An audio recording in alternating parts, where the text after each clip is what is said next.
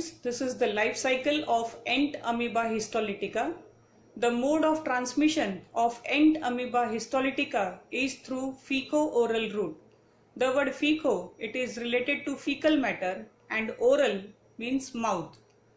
The stools or fecal matter of infected person contains cyst which contaminate food and water, and when this contaminated food and water is ingested by a healthy person, the protozoans are transmitted to the healthy person. The cyst, it passes through the stomach unaltered, as the cysts are not affected by the gastric juices of the stomach, and the cyst reaches small intestine. When cyst reaches the lower part of the small intestine or ileum of small intestine, excistation takes place and amoeba with 4 nuclei divides by binary fission to form trophozoites.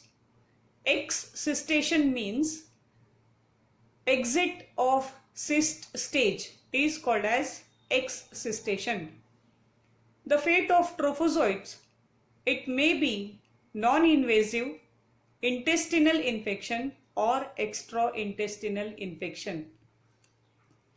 In case of non-invasive infection, the trophozoites, they remain confined to the intestinal lumen of individuals who are asymptomatic carriers and cyst passers.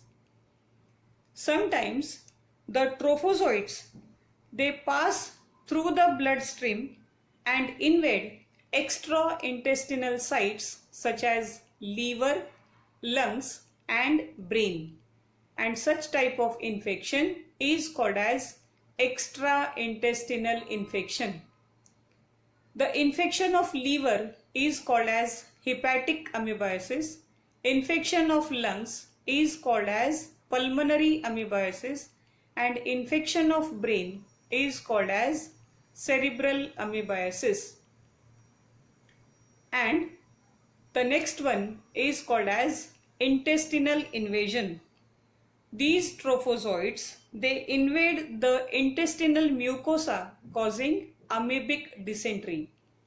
From small intestine, the trophozoites are passed on to the next part of intestine, that is colon of large intestine, where the trophozoites undergo encystation and the trophozoites multiply by binary fission to form precyst and cyst. Encystation means enter into the cyst stage. Remember these two words, excistation and encystation. EX for exit, exit of cyst stage. Encystation, EN for enter cyst stage. Then these cysts, they are passed along with the stools or the fecal matter. So the life cycle shows that cyst and trophozoites are the two stages of the life cycle of protozoan Entamoeba histolytica. The cyst and the trophozoites, it looks like this. This is the diagram of trophozoite and this is the diagram of cyst. The trophozoite, it is irregular in shape and it shows presence of a single large nucleus, ectoplasm, endoplasm, and this is pseudopodia, with the help of which the trophozoites shows mobility or motility. Trophozoite is the most active and motile stage that feeds on the host. These trophozoites, later on, they get transformed into cyst stage. The cyst, they are spherical in shape and it may be binucleate cyst or quadrinucleate cyst.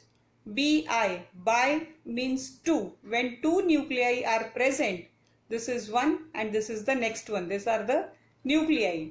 When two nuclei are present in the cyst, then it is called as binucleate cyst, and when 4 nuclei are present, then it is called as quadrinucleate cyst, which is infective stage.